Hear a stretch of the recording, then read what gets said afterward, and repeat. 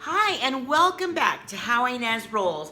Today, I am going to be making another casserole. I have all the ingredients in my pantry and in my refrigerator, so it's called Cowboy Tater Tot Casserole. And it's kind of like a go-to, but this one has more of a recipe to it, so I need to get started.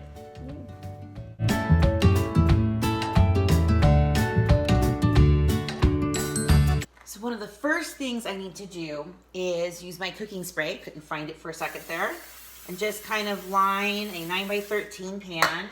And these potato rounds are short, but you can use regular hash brown tater tots. Hello, I can't even remember them. Okay, so these ones are kind of small. So I'm just gonna line about half of the bag on the bottom, and then we're gonna work on the mix, which is just pretty much like cheese and a cream of chicken soup, which I don't really use cream of mushroom soup because if you don't think that my family doesn't really like onions, they really won't like mushrooms.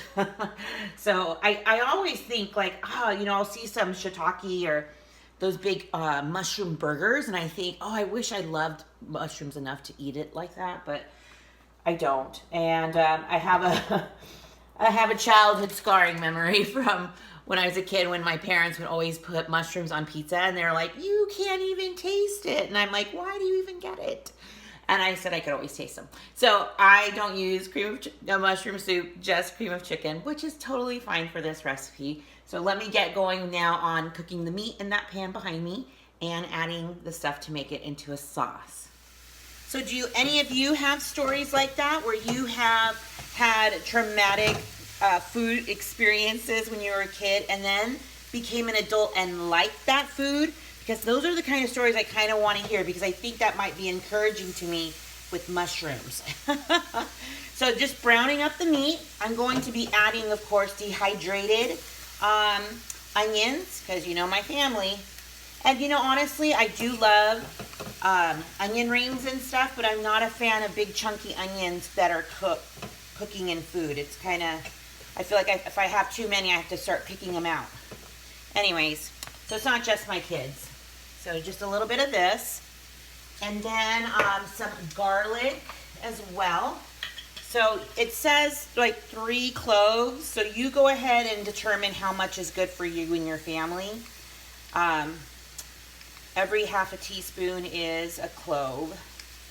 So I'm nearly there. Lots of counting.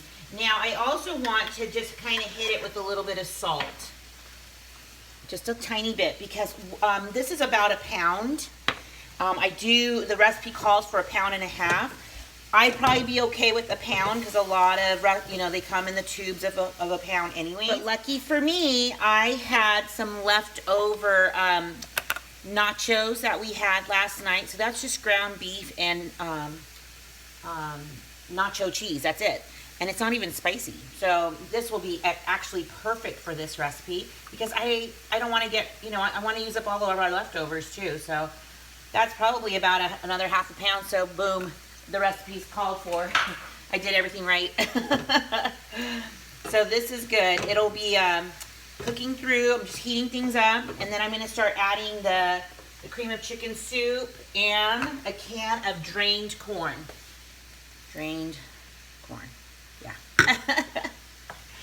Let's see what it starts to look like. It smells already great. Just adding the soup now, and I'll add some milk and cheese and kind of get that going through. And then I'll even add the sour cream as well. And ooh, it's already kind of looks like what I normally do. So I'm really glad that I found this recipe with all the measurements. So now you can all do it too. Woohoo!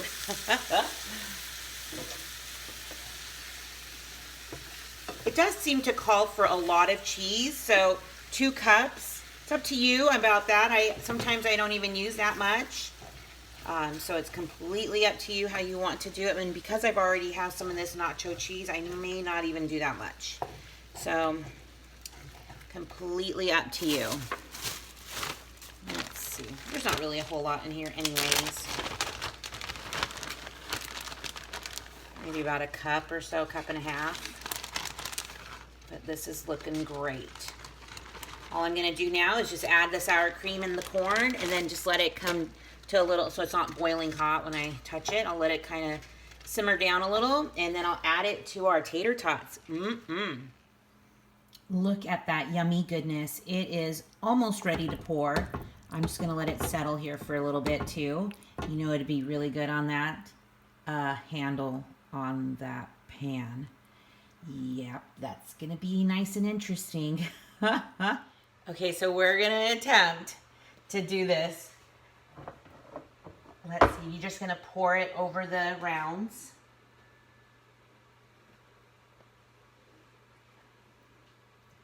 Oh yeah, I totally got this. And I'll use a spoon to, just to kind of get the rest out. Oh, I have like a little flat spoon right here. This will work. So good. I even took a little taste of it. Tastes like it's supposed to. Just an easy dinner that probably you have a lot of the ingredients, or you could probably just pick up a couple of them. It's not very expensive to get some of these little tater tot rounds or just a bag of tater tots. You probably already have cheese and ground beef.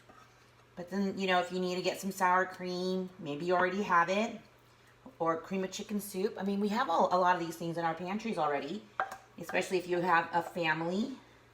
Because they're really easy go-to meals that you can get with those ingredients. And it's so good. So all I'm going to do now is just add the rest of these potatoes on top, the potato rounds. And stick it in the oven for... Because remember, like the sauce is already cooked. Now we're just cooking the tater tots. So 350 for 30 minutes or until you like the desired tater tot topping, so to say. I like them extra crunchy too, but I'm going to have some cheese on top of this as well. So just at least 30 minutes. And then this should be delicious. This is actually the first time I'm using these rounds, I think. Normally I just use tater tots, so... And this is such an easy go-to recipe, like I said. And you could even prep it like the night before and then just cook it the next day if you wanted to do that. I know we have a lot of working mamas out there too, like myself. And it's great. Okay, so tomorrow is St. Patrick's Day, and normally we like to go to our downtown. They have a big like holiday parade, so to say, and everybody wears their green. But this is like the first year in many years I cannot go.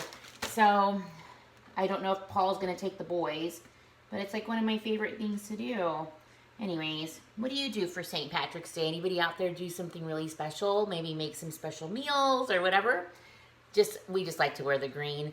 And then in our classroom we had the leprechaun. They come visit.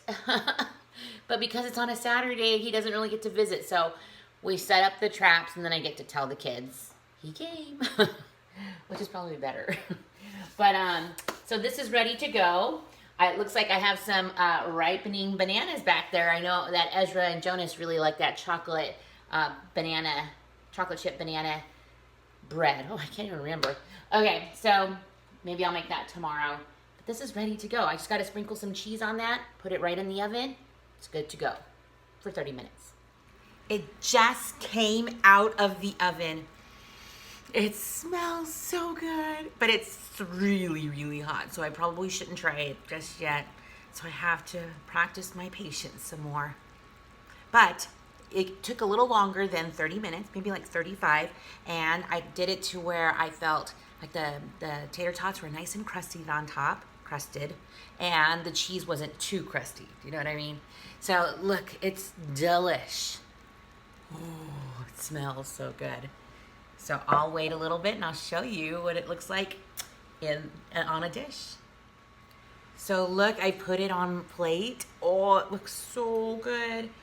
Nice and cheesy, has good crust to it. So good, right? I mean, come on. Delicious. I have a feeling all the boys are gonna like this one. I really, really, really like this one. So I'll definitely keep this recipe, but it's really just a kind of a go-to put what you have in your pantry type thing, like in vegetables. You can do any variations, and it's probably gonna come out just as delicious. Thanks for visiting my channel today and watching me make this yummy, yummy recipe of cowboy tater tot casserole. I also want to say thank you to all the kind comments I've been receiving.